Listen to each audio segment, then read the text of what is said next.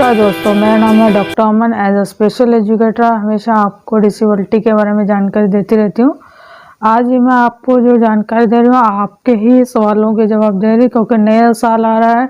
नए साल में बहुत सारे चेंजेस आ रहे हैं। 2021 में बहुत सारी चेंजेस आएंगी और जितने भी हमारे डिसेबिलिटी के रूल्स हैं उसमें भी बहुत सारे चेंजेस आएंगे।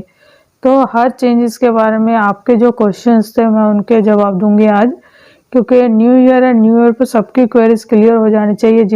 जिन लोगों ने मुझे कॉल किया था वो आंसर नहीं मिल पा रहा था उनको, तो मैं आज उनके भी आंसर क्लियर कर दूंगी, ताकि न्यू ईयर में वो भी अपना जो उनका यूडीआईडी कार्ड है या रेलवे कंसेशन है या पेंशन से रिलेटेड है, तीनों में से जो भी उनकी क्वेरीज थी वो क्लियर हो जाएंगी और वो अपना जो नया सर्टिफिकेट है अप्लाई कर सकते हैं, या जो जहाँ पे उनको दिक्कत आ रही थी वो क्लियर कर लेंगे।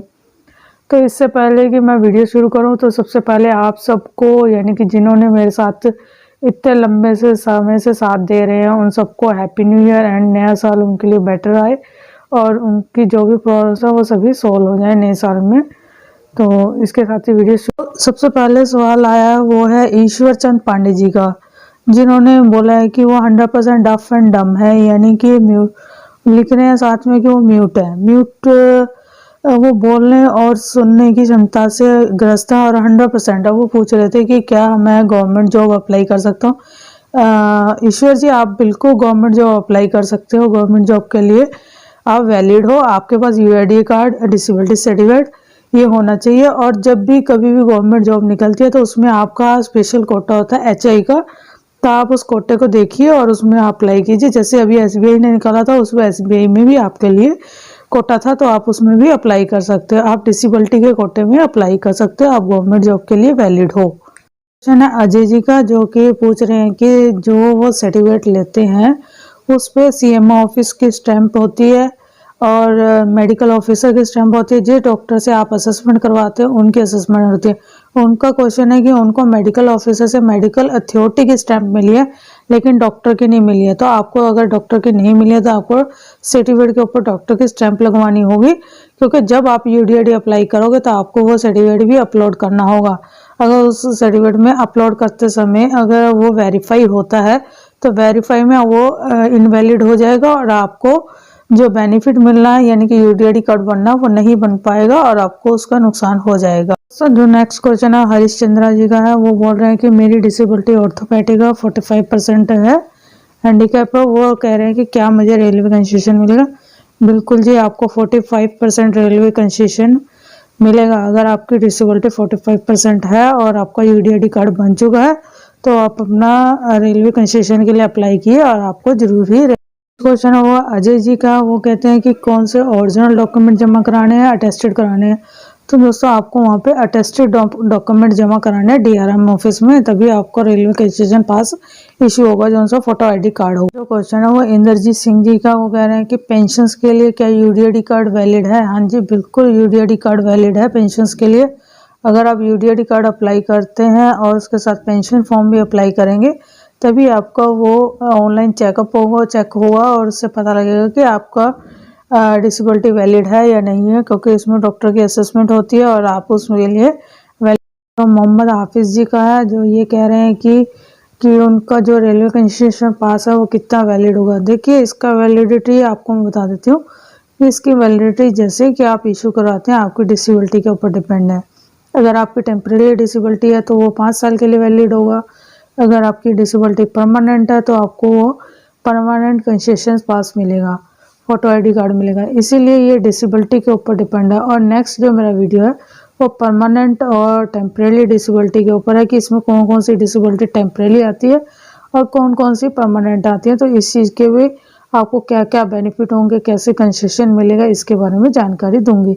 तो आप मेरा नेक्स्ट वीडियो जरूर देखिए। क्वेश्चन ऐसे हैं जिनके जवाब मैं नाम से लूँगी तो काफ़ी सारा लिस्ट लंबी हो जाएगी, इसलिए मैं उनके डायरेक्ट ही जवाब दे देती हूँ। जैसे कि वो पूछ रहे थे कि डॉक्यूमेंट्स क्या चाहिए। कई फ्रेंड सर्कल ने ये पूछा कि मैम उसमें कौन कौन से डॉक्यूमेंट चाहिए कंसेशन में।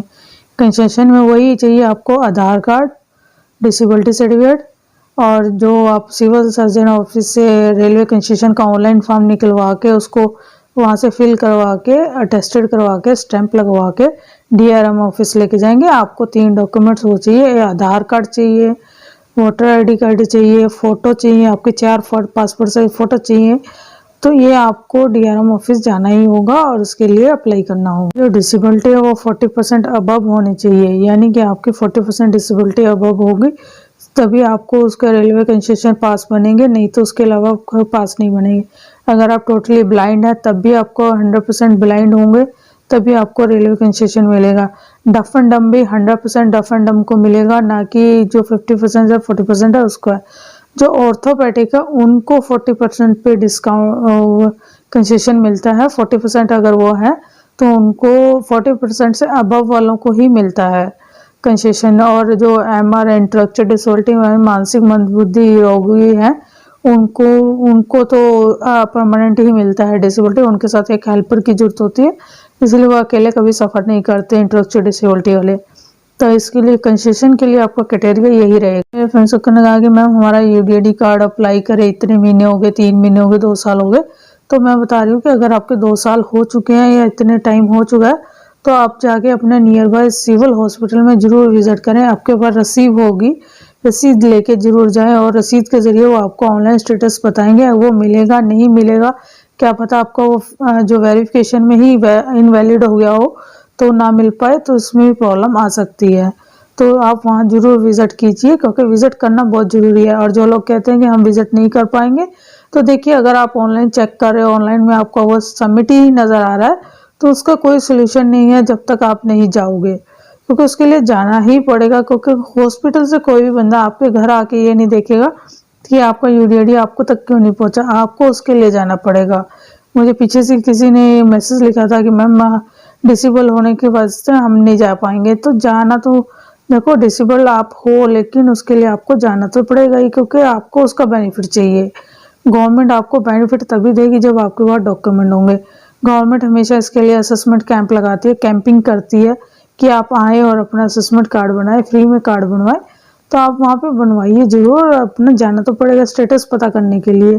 कोई भी एड्रेस सबमिट करते हैं, यानी कि कोई भी एड्रेस आप लिखते हैं तो परमानेंट एड्रेस लिखिए जहाँ पे लेटर आने जाने के लिए वैलिडिटी हो, यानी कि पोस्ट ऑफिस से वो पोस्ट आपके घर तक पहुँच सके और वो एड्रेस प्रॉपर शो हो सकता है।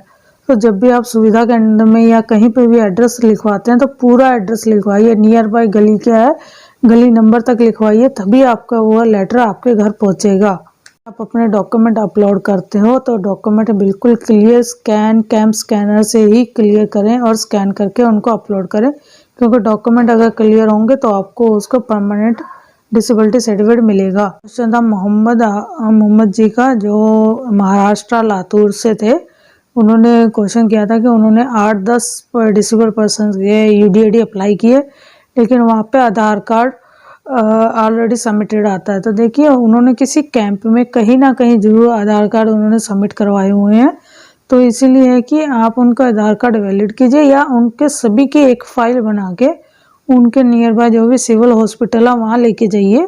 उस फाइल को वहाँ पे उनके साथ टैली कीजिए। टैली करने से उनके जो आधार कार्ड वहाँ पे इनवैलिड आ रहे हैं वो सब वैलिड हो जाएंगे। आप वहाँ जरूर जाइएगा। ये थी जानकारी नए साल पे आपके जो कुछ क्वेश्चन थे उनके जवाब दिए गए हैं। इसके साथ ही डॉक्टर अमन, धन्यवाद।